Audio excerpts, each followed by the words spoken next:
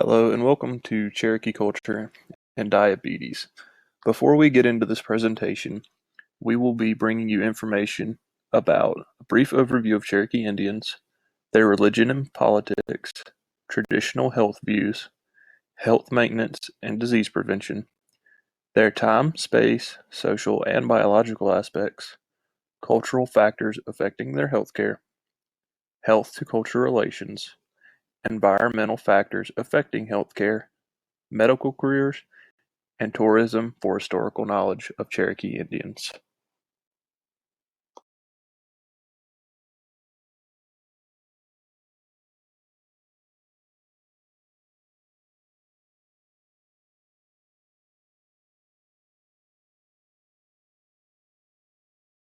Hello, this is going to be a brief overview of Cherokee Indians in North Carolina. The Cherokee tribe lives in the Great Smoky Mountains and southern Appalachian Mountains. They mainly reside in the 5,600-acre Qualla boundary in western North Carolina. Most people know this as the Cherokee Resort. You oftentimes see information and advertisements for the Cherokee Resort, such as their casino and historical museum in western North Carolina. Out of the 1,300 Cherokee members, 60% reside in western North Carolina. Originating from the South Alleghanies, this includes North Carolina, South Carolina, Georgia, Virginia, Tennessee, and Alabama. There is another stem of Cherokee Indians that comes from Oklahoma, but the main focus for this project will be on the eastern band of Cherokees in North Carolina.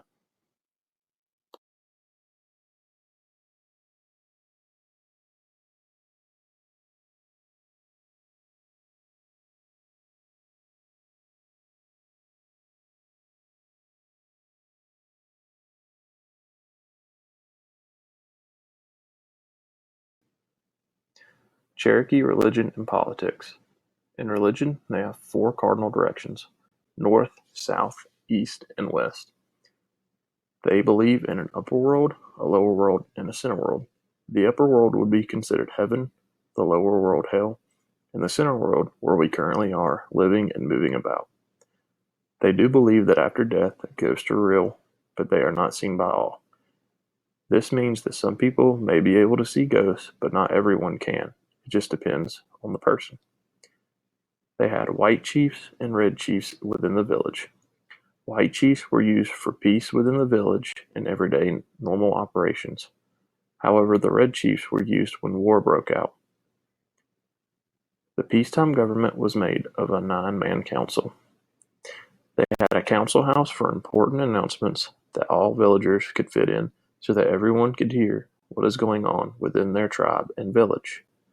They also had a Cherokee Nation Council who made decisions for the Cherokee Nation. Do not think of this as a single individual making decisions, but rather a board of directors for important decision making.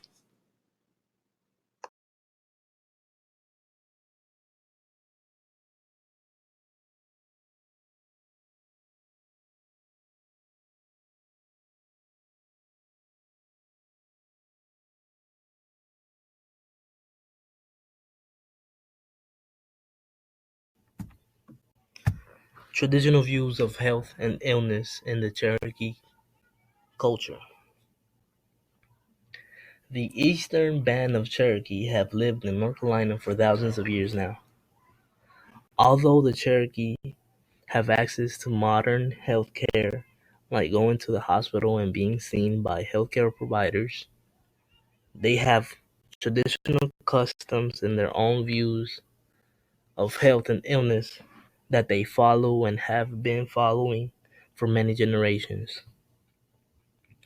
It was really important to them to have a good relationship with nature because they believed that all humans,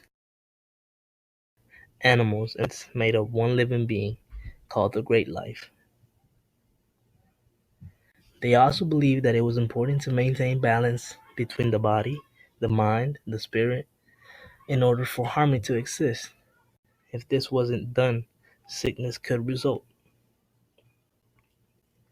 Another belief was that animal spirits could bring sickness if hunters didn't pay the proper respects to them after killing them. This was because, like I mentioned before, they valued their relationship with nature, but they had to eat. So they would go out and hunt animals. And a way that they could pay proper respects to them was by offering prayers and asking the animal for forgiveness.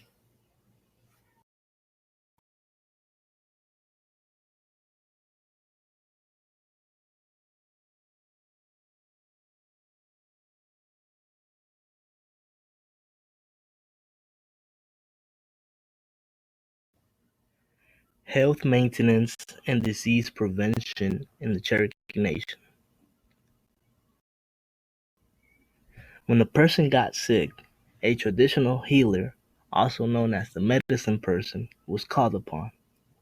This person was also considered to be a holy person because they believed that they did all of their healing with the Creator's help and guidance, and by using divination to diagnose the problem, to which then they decided what treatment to use to cure the sickness. The Cherokee healers had many different ways of treating illnesses. These health practices consisted of herb treatments, sweat baths, bleeding, rubbing, and cold baths. They believed that plants had chemical powers and were put on earth to provide healing methods and disease prevention. Many traditional Cherokee also maintained health and balance through a daily practice called going to water. This was a ritual that helped them keep their thoughts together and feeling centered. It also helped them with their harmony between them and nature.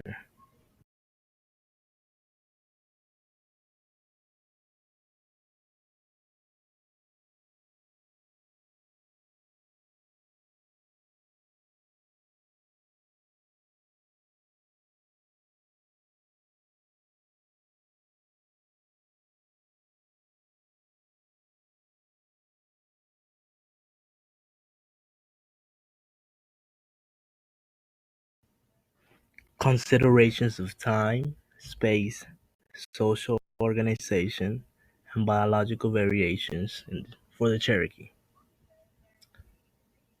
They were present-oriented for time. Their space was very important, had no boundaries. They divided their people into different clans for their social organization, and their biological variations included high rates of accidents, heart disease, and diabetes being really common in almost all of them.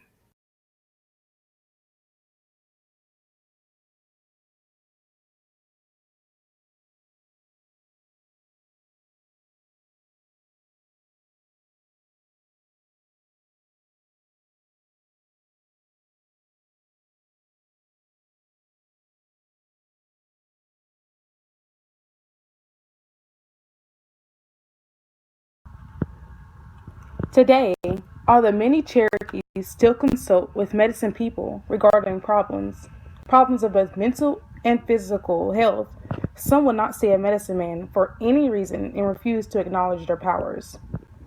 We're dealing with the Cherokee Indians that remained Eastern after the United States Removal Act. They survived the Trail of Tears, so they have a strong connection with the land and commitment to stewardship of the homelands of the Cherokee.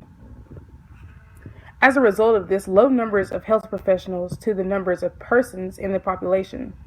The numbers of the Cherokee population are higher than the amount of health professionals that they are able to receive. Only 15 providers of Cherokee health care is available for those that are eligible. Because of healthcare coverage in Cherokee, 9% of the population are not impelled to primary care services. They don't have a primary care provider.